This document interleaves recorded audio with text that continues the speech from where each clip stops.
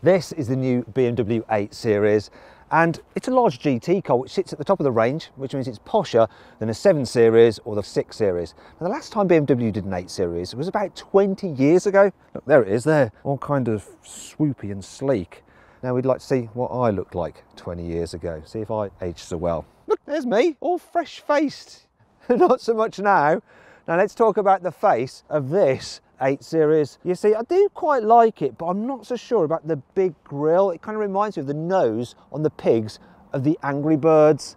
Down the sides though, it's got a great profile, this car, really sleek and long. Now I like the fact that this one's got the optional carbon roof. That just adds to the sporty flavour. Round the back, this has got a sweet ass. Look at that back end. Now I'm not so sure about this spoiler. It kind of looks a little bit stuck on. I wish it was integrated more into the body. Still, overall, it's a really smart looking car, but you do have to pay for it. It starts from £76,000 for this 840D version. But if you want to see how much money you can save on a new car, click on the pop-out banner in the top right hand corner of the screen or on the link below the video to go to Carwow. Alternatively, just Google Carwow. It's easy.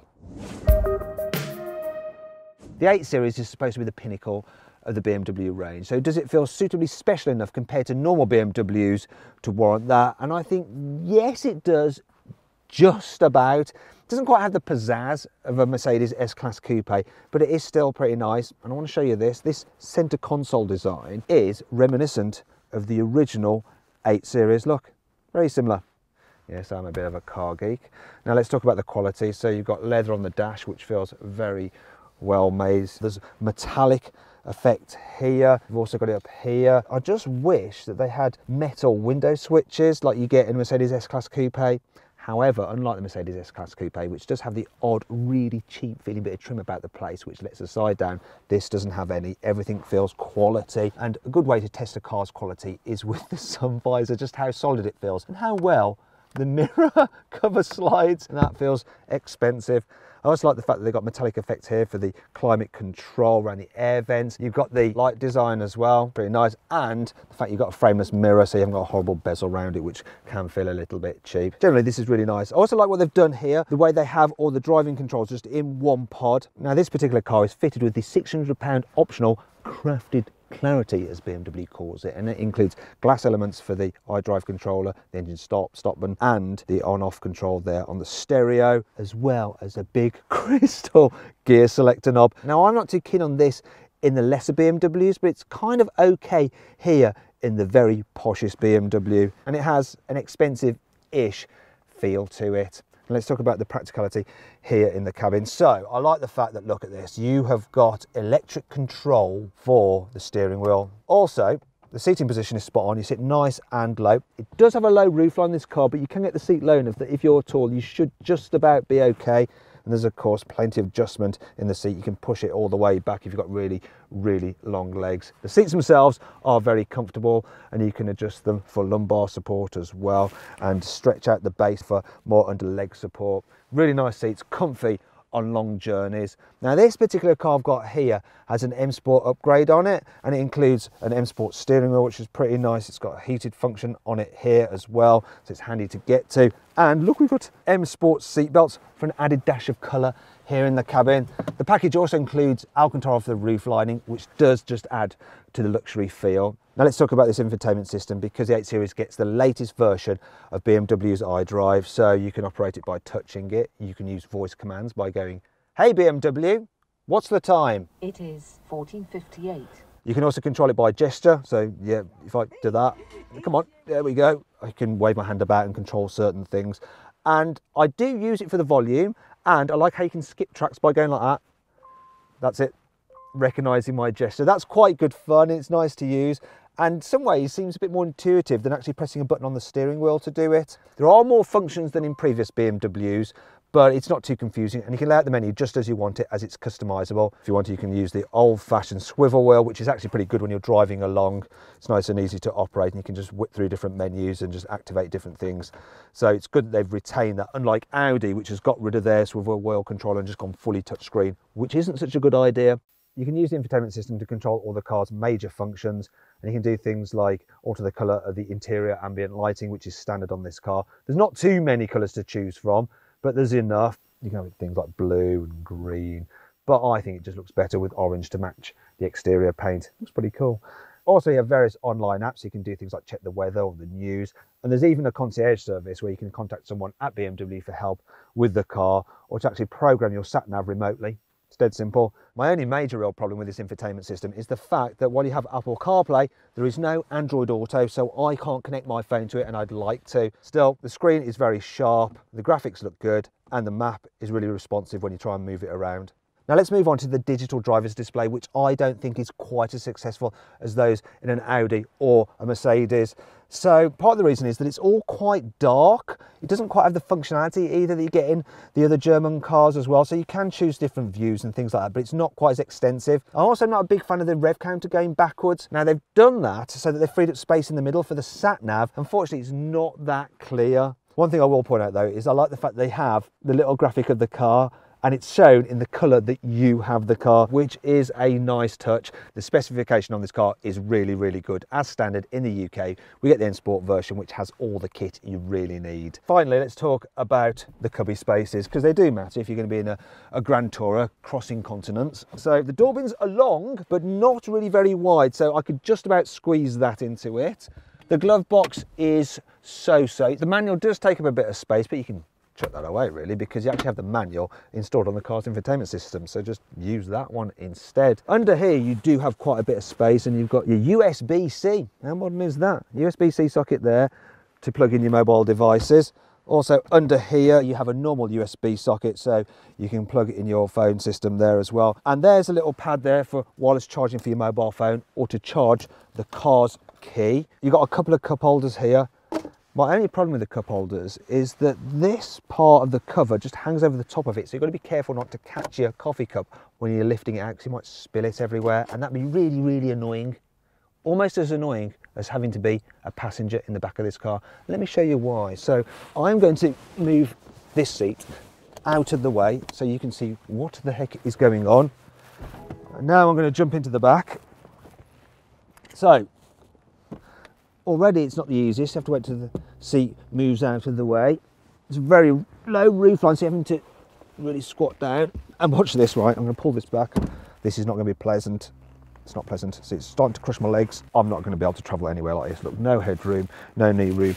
It is not as comfy in the back as something like an S-Class Coupe or a Bentley Continental GT. It's not really that much better than a Porsche 911 either.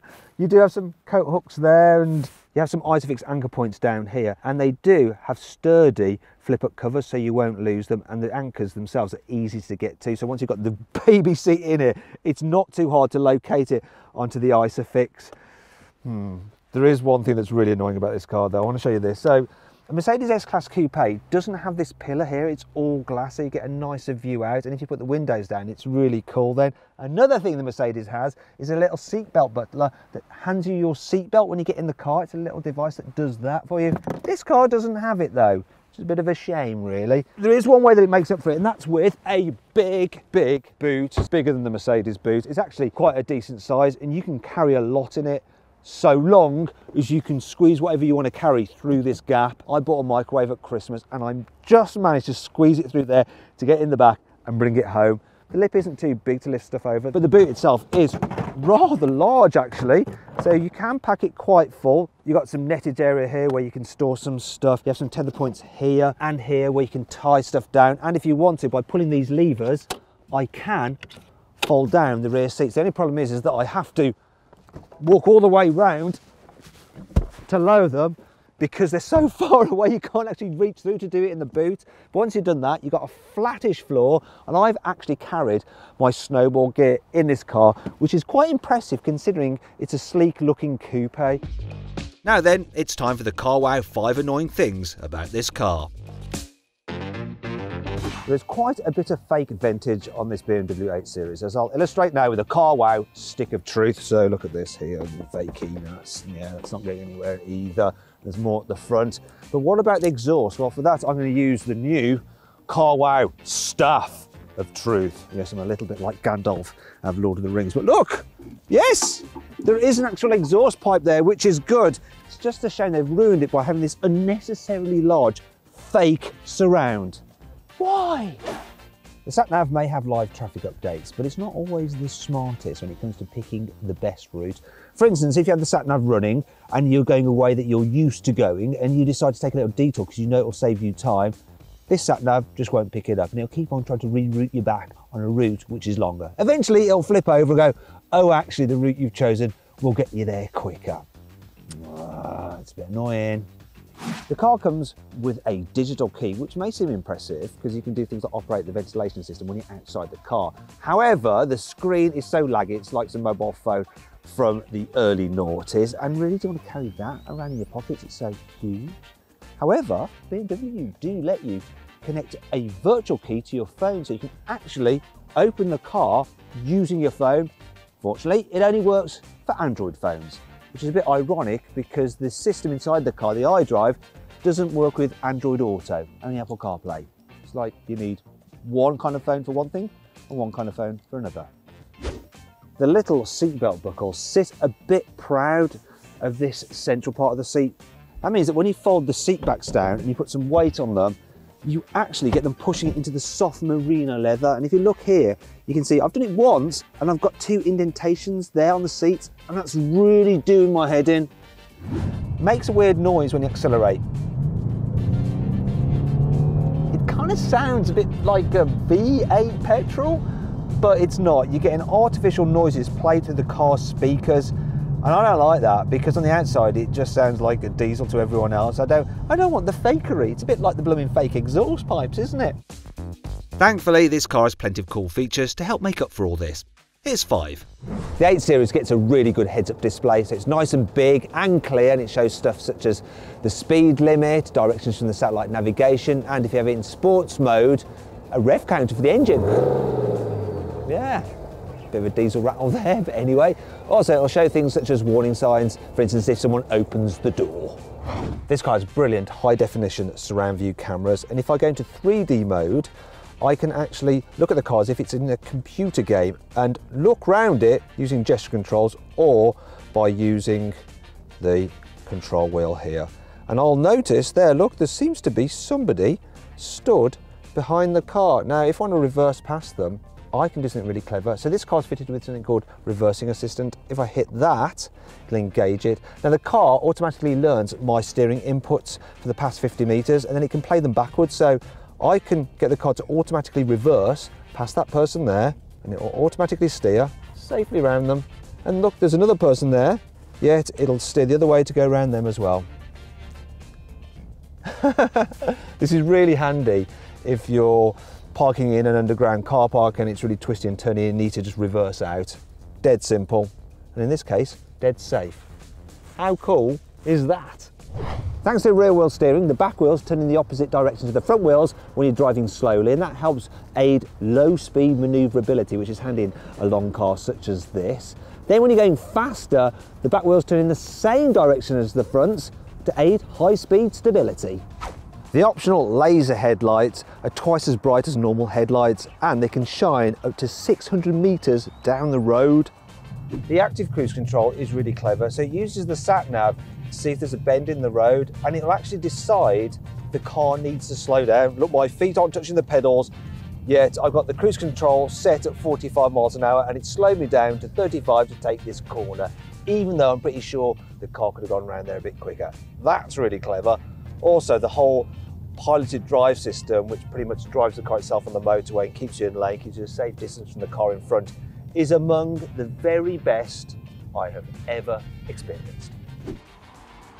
The first thing I noticed when driving this car is that it feels massive on the outside. It's quite compact here on the inside, but you're never sure where the corners of the car are. You've got a huge bonnet to look over, and you're sat quite low, and you're going through gaps in traffic, you just wince and you just hope you're not going to hit anything. You do have the cameras you can press to look around, but they turn off after 10 miles an hour. The visibility is what you expect from a coupe, and it can be quite intimidating in tight spaces. One saving grace though is you've got a big back window, so you do get a decent view out the back. The rest of the experience in town is actually quite good. Now, this car has adaptive dampers as standard, and you have a comfort mode so you can make them nice and soft. but you do feel the bumps more than in a Mercedes S-Class Coupe, because that has air suspension which kind of just glides up the road. So it's comfy enough, but just not the most luxurious in terms of how it travels over bumps. The rest of the experience though is fine. The gearbox is brilliant in this car. This 8-speed auto, you put your foot down, boom, it's on it. And then when you just want to relax, it just blends the gears together really, really well. So for long distances, this car is great. Now I've got the diesel, 3 litre, straight 6, diesel engine, 320 horsepower, 0 to 60 in under 5 seconds, so it's really quick.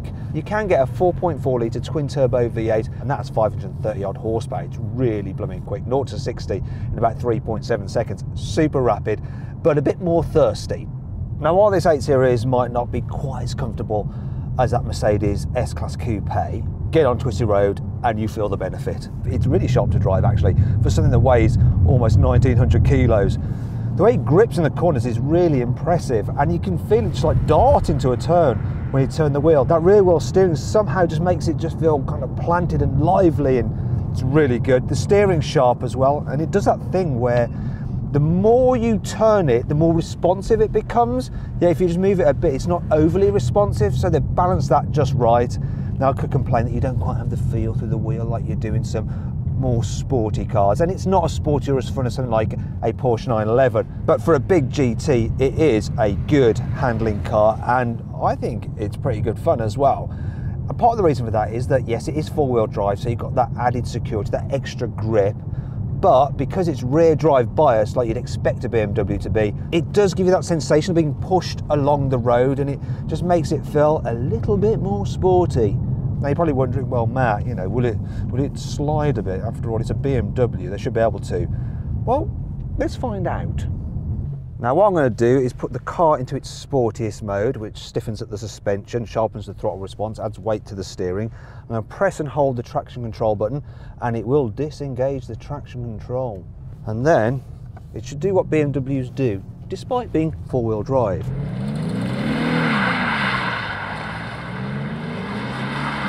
Four-wheel drive means you can't get a slide on in quite the same way,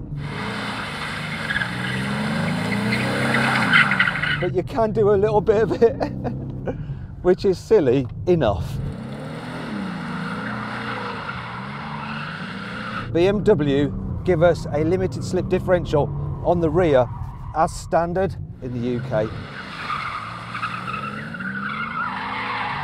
Definitely more fun than a Mercedes S-Class Coupe. No doubt about it. If you want to see how much you can save on a BMW 8 Series, click on the pop-out banner in the top right-hand corner of the screen, or on the link below the video to go to Carwow, or just Google Carwow. So then what's my verdict on the new 8 Series? Should you avoid it? Should you consider it? Should you shortlist it? Or should you just go right ahead and buy it? Well, I reckon you should shortlist the 8 Series. It's a big, luxurious coupe that's as fun as some sports cars. If you enjoyed this video, please click on our logo to subscribe to this channel, or to watch more content on the bottom right hand corner. However, if you want to save money on a car, click on the right to go to our deals page to see how much money you can save at Carwow.